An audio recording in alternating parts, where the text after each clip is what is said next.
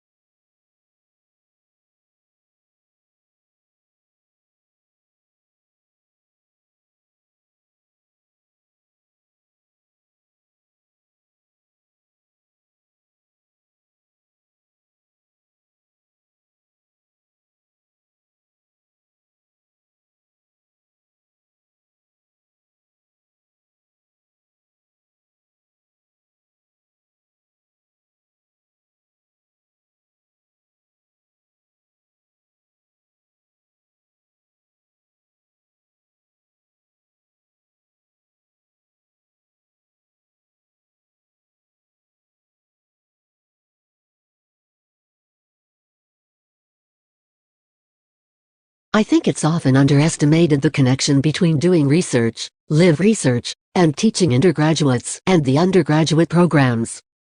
Because, of course, if you're working at CERN on a frontier experiment, you come back to give a lecture, you're buzzing with activity of what's going on, your new results. It just makes the whole lecture much more interesting for students. It's always really exciting to look ahead at new science and what might happen in the future. I must say, lots depends on what we find in the next few years at the start of the Large Hadron Collider. We are expecting to find very many new phenomena. So the thing we'll want to be building in 10 years' time will depend on what we find.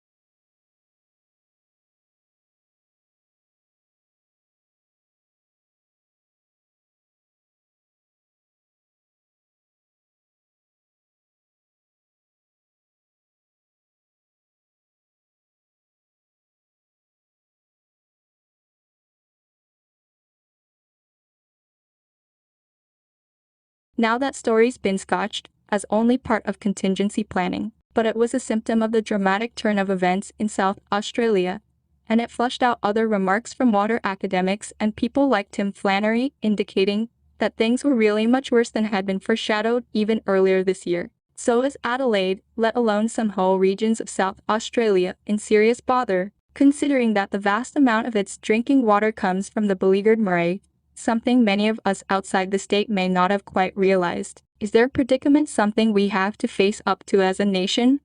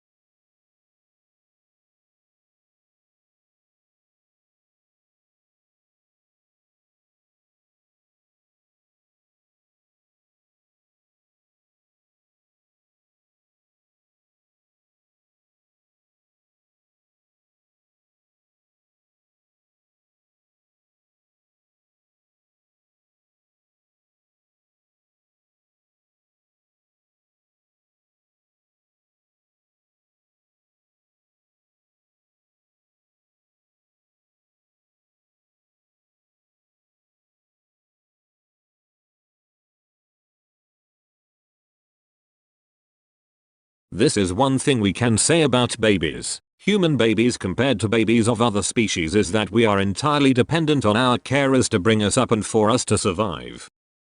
And so it's very important for babies to get into relationships with somebody who's going to look after them well.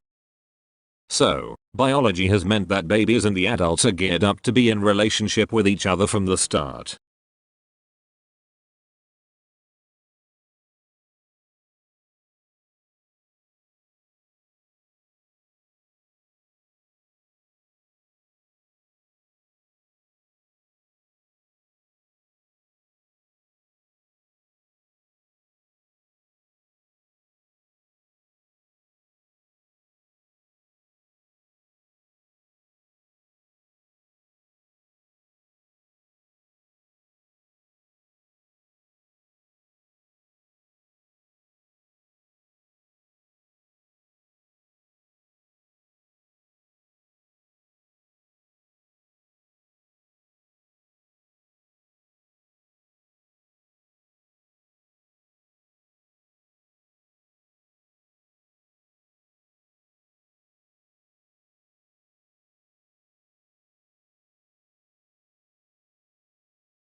The question that most people want to ask at this point is, how do we speed up the transition?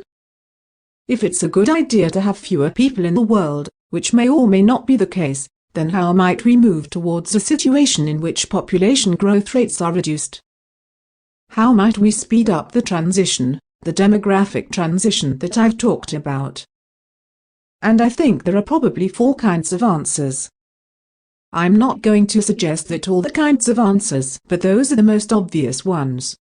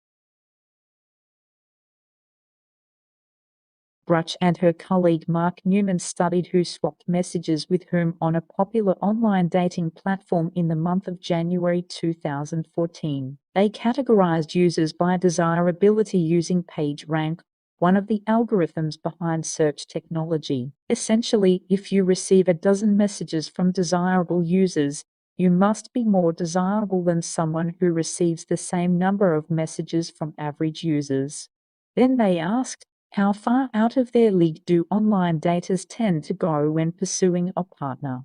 I think people are optimistic realists. In other words, they found that both men and women tended to pursue mates just 25% more desirable than themselves. So they're being optimistic, but they're also taking into account their own relative position within this overall desirability hierarchy. All the graphs and charts are in the journal Science Advances, and the study did have a few more lessons for people on the market. I think one of the take-home messages from this study is that women could probably afford to be more aspirational in their mate pursuit.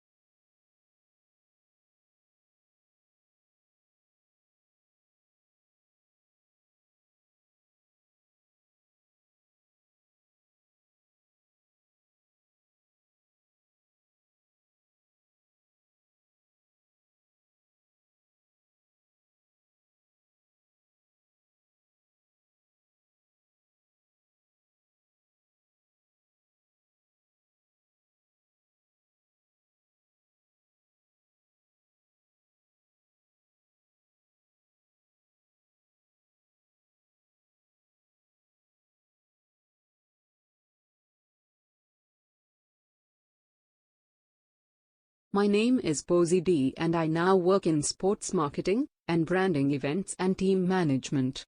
We work with big brands. I work with a shoe company, and we work with a team of young people across Europe who are all professional surfers, snowboarders, boxers. And we send them on trips. We organize adverts, we organize magazine shoots, and try and create an image around the shoe brand. I've come from quite an unconventional background. I was a professional snowboarder myself for 3 or 4 years, full-time, so I'm not used to sitting in an office. I'm not used to going to work every day. And still I've only been doing this job for a year, and sometimes I'm like, oh God, have to go to work again, that's ridiculous. But it's always different, so it's fine. And some weeks it's quite quiet, other weeks it's totally full on and really challenging.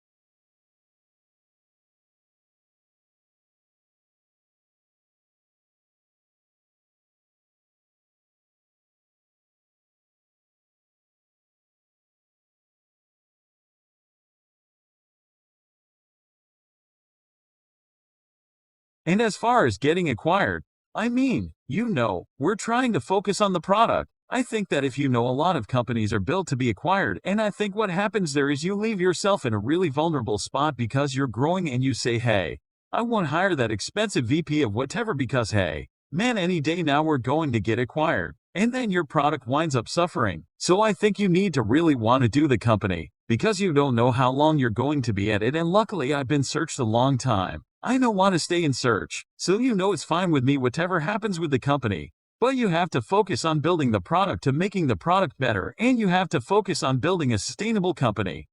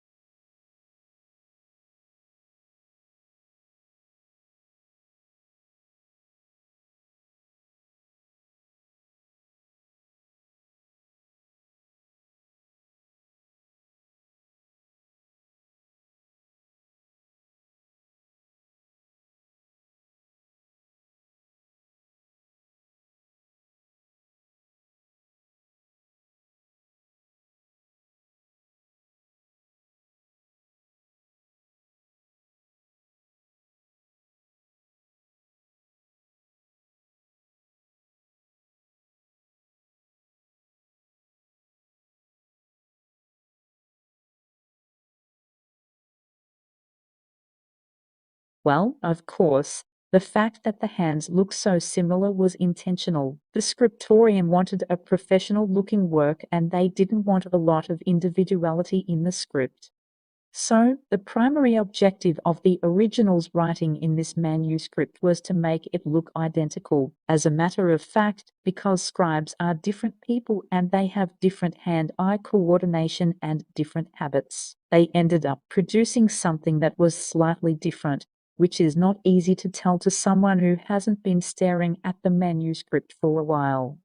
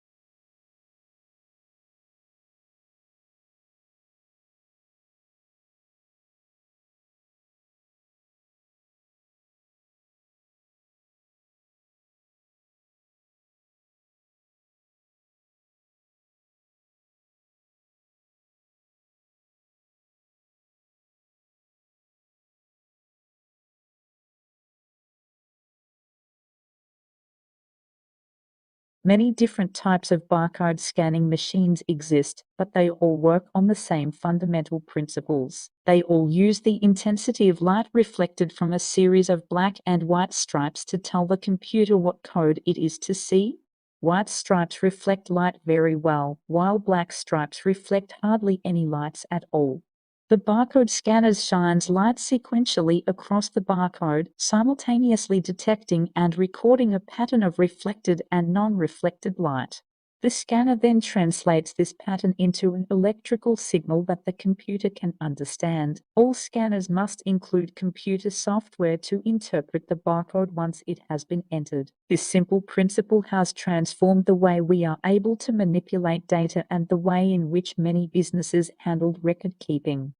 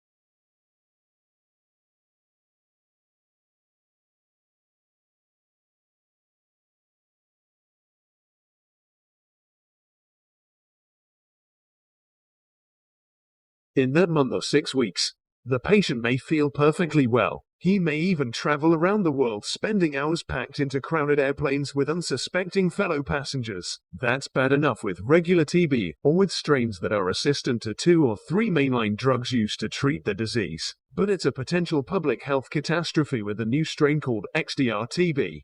For extensively drug-resistant tuberculosis, the strain is impervious to a wide array of first and second-line drugs. That's why 30% or more of its victims die. And that's why people like Lawrence Gostin are rethinking what public health authorities should do about people with suspected XDR-TB in the weeks before the diagnosis is in.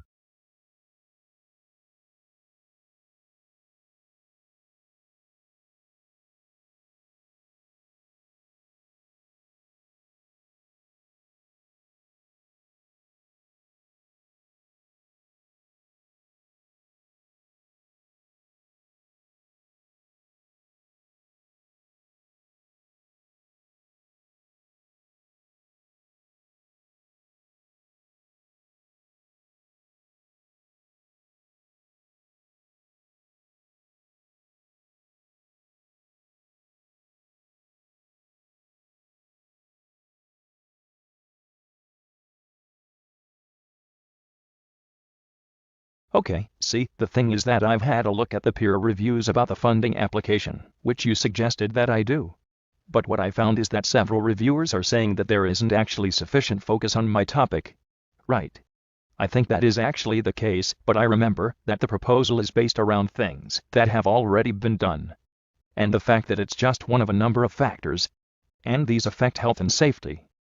I think areas around of stress, they cover up much more ground. So I think if you're sort of upfront about it, and you say, look, I need a wider spectrum here, we could perhaps suggest something else to try and measure bullying in the workplace.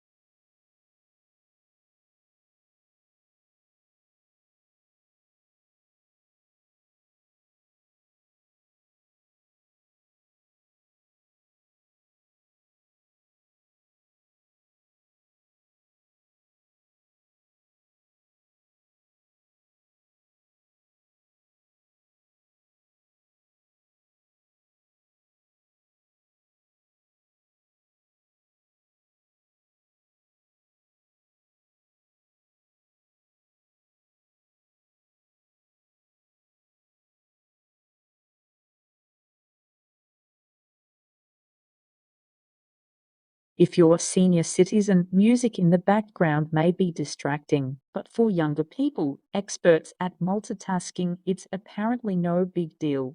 That's according to a study in the journal Gerontologist. Researchers recruited 103 people, half between the ages of 18 and 30, the others between 60 and 75.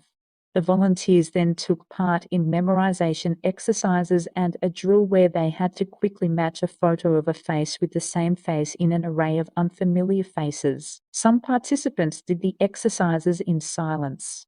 Others performed the tasks while listening to white noise or instrumental jazz, blues, classical, and electronic music. Across age groups, the consensus was that the background sound was distracting, but only older people's performance suffered when the noise was present. For example, older folks who did the face matching with music playing remembered 10% fewer faces. The result matches up with the theory that the elderly are less able to filter out what's called distracting task-relevant information. In this case, the distracting info might have interfered with them storing the facial image in the first place, much less impeding their ability to remember it a short while later.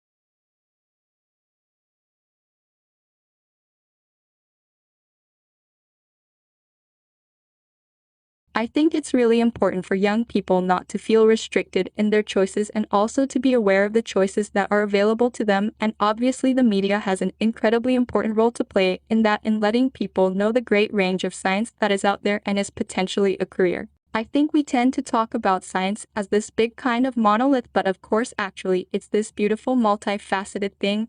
There's almost something for everybody there. There are so many different aspects of it that really attract lots of different types of personality, I think, and somebody that's going to be attracted to working in biology might be a very different person from somebody who's attracted to engineering. I suppose it's about knowing the breadth of opportunities that are out there, and so anything that universities and broadcast media can do to make sure that those opportunities are visible, I think, is really important.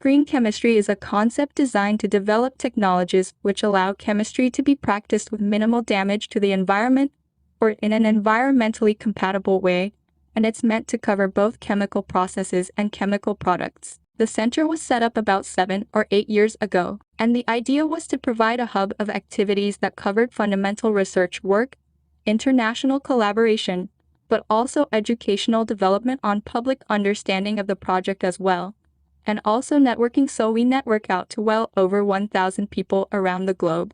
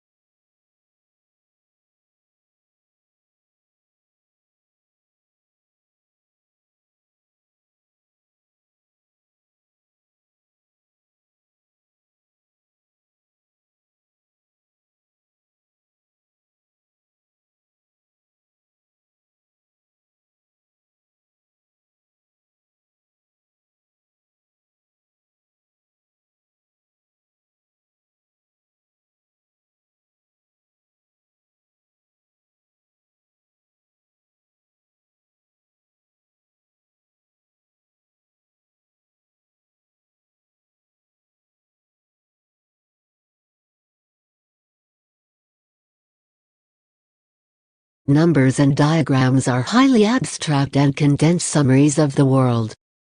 They require a degree of mental effort to bridge the gap between them and the aspects of the real world they stand for. Approach them slowly and with care, allowing yourself time to get the feel of what you are looking at. Don't assume you already know what you are looking at. It's easy to be distracted by the surface appearance of a diagram, but we are really interested in the underlying message.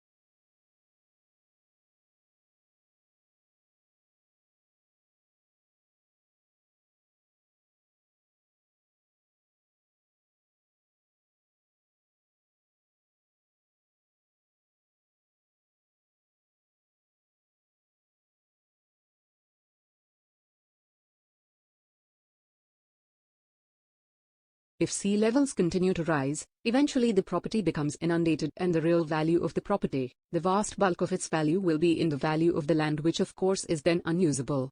And that's of course not insured by property insurance. So at that point, a lot of waterfront landowners and banks and other financial institutions that have lent money against the value of those properties are going to find that they suffer very serious losses, and it's not at all obvious at the moment who would compensate them.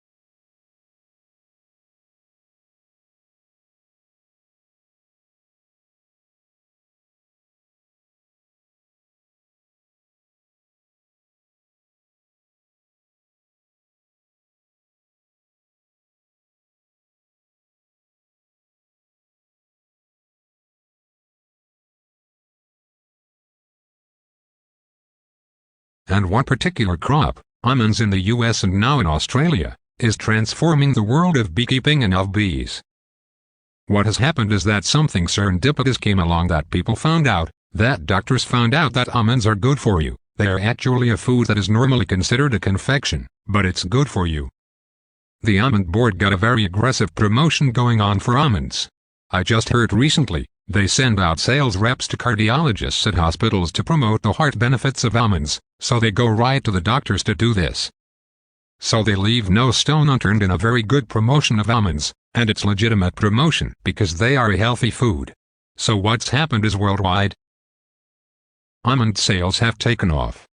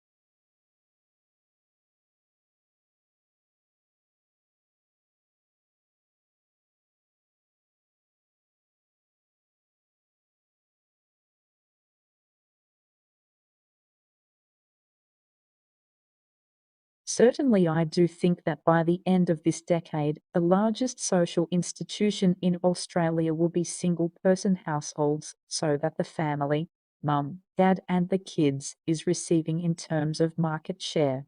So less than 28% of households are now mum, dad, and the kids, whereas by the end of the decade you'll see that 29% of households are single-person households. Now the issue with single-person households is that people are looking for companionship, and as a consequence people living singly will include increasingly pets as their companions. So you could see in Australia, in the next decade, where the fur family, the pet family, actually becomes the dominant social institution in Australia, rather than the human family.